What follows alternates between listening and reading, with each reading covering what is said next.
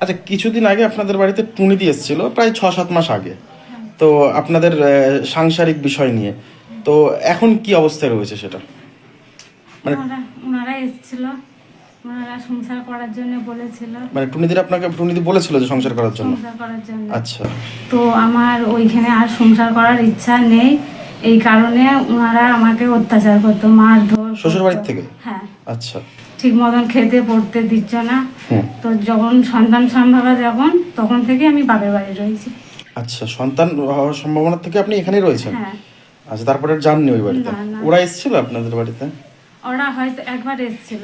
আচ্ছা, খোঁজ খবর নিত আপনার? না না, মেয়েরও নিত না, আমারও নিত না, ঠিক আছে। আচ্ছা, তারপরে কত বছর এখানে রয়েছেন আপনি? এই 7 বছর হয়ে গেছে। 7 বছর? বাচ্চার বয়স তো তাহলে প্রায় 6 বছর প্লাস, তাই তো? হ্যাঁ। তার মধ্যেও কোনো খোঁজ নেয়নি? বাচ্চারও কোনো খোঁজ নেই? মেয়ের বয়স হয়ে যাচ্ছে প্রায় 8 বছরই হয়ে যাচ্ছে।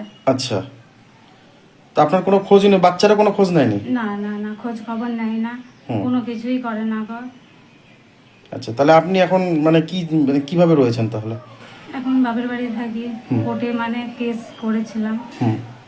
তো দিদিরা এসেছিল, তা বললো সংসার যদি না করতে চাও করো, যদি না করতে চাও যে কোনো একটা মিল চাল ব্যবস্থা করা। তার জন্য আমি বলেছি ঠিক আছে, কোর্ট থেকে ডিভোর্স করে নিয়েছে? হ্যাঁ। আচ্ছা, তাহলে আপনার মেয়ের ভবিষ্যৎ? ওনারা বলেছিল ডিভোর্স দেওয়ার পরে কিছু টাকা দিবে। আচ্ছা, সেটা পেয়েছেন? হ্যাঁ, দিয়েছে। পেয়েছেন ওটা? হ্যাঁ।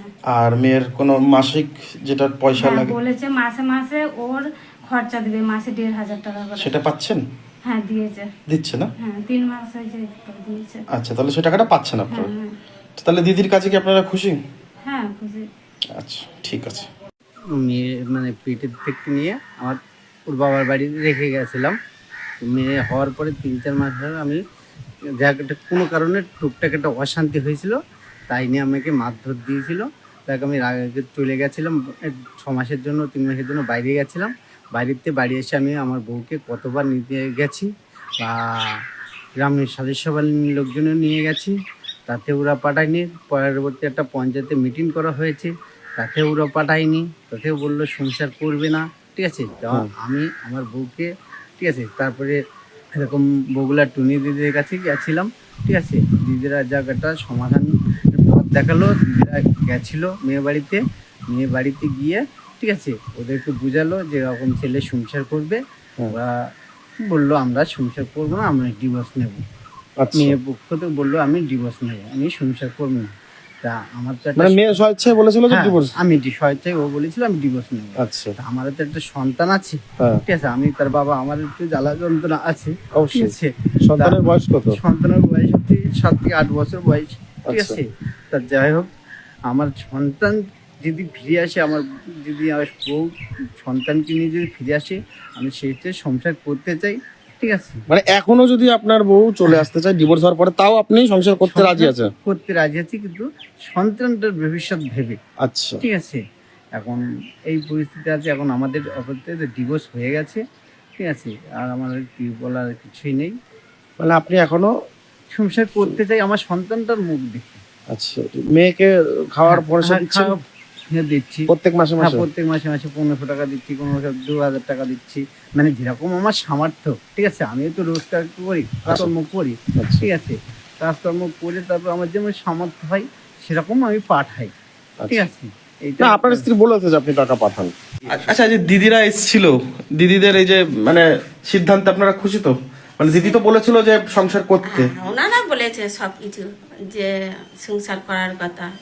আমাদেরকেও বলেছিল যে কেন মেয়েটাকে পাঠাচ্ছেন না।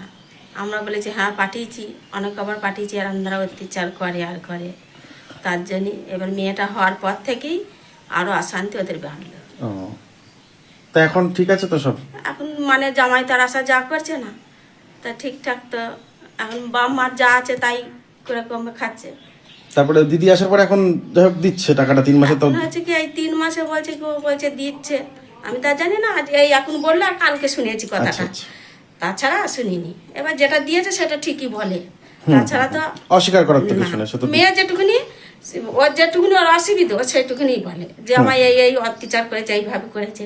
আমরা বলেছি সংসার করার কথা, এবার বলছে কি সেটা আমি সংসার করব, সেটা আমার ব্যাপার, আমার অত্যাচার আমি বুঝছি, সেটা ঠিক ঠিক তোমরা তার